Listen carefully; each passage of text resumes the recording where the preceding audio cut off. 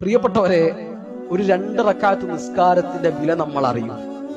നമ്മൾ ചൊല്ലിയ തസ്ബീഹിന്റെ വില നമ്മൾ അറിയും.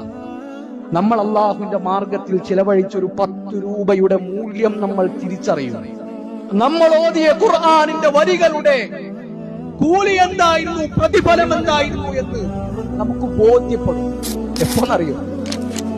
നമുക്ക് തിരിച്ചു വരാൻ കഴിയാത്തൊരു സമയത്ത്, നമ്മൾ ഖബറിൽ കിടക്കുമ്പോൾ, ഇനി ഒരു മടക്കമില്ല എന്ന് നമുക്ക് ബോധ്യപ്പെടുമ്പോൾ, അന്ന് നമ്മൾ തിരിച്ചറിയും നന്മകളുടെ വില എന്താണ്. ഫമൻ യഅമൽ മിസ്ഖാല ദർറത്തിൻ ഖൈറൻ യറാ വമൻ യഅമൽ മിസ്ഖാല ദർറത്തിൻ ശർറൻ യറാ. അത് നമ്മൾ കാണുന്ന അല്ലാഹു പറഞ്ഞതാണ്. അതുകൊണ്ട് ഇപ്പൊ നമുക്ക് ചെയ്യാൻ അവസരമുണ്ട്, പണിയെടുക്കാൻ ആരോഗ്യമുണ്ട്, അല്ലാഹു നമുക്ക് ആയുസ് തന്നിട്ടുണ്ട്. ഖബറിൽ കിടക്കുന്ന മനുഷ്യന്മാർക്കില്ലാത്തതും ഇപ്പോൾ ജീവിച്ചു കൊണ്ടിരിക്കുന്നവർക്കുള്ളതും സമയമാണ്.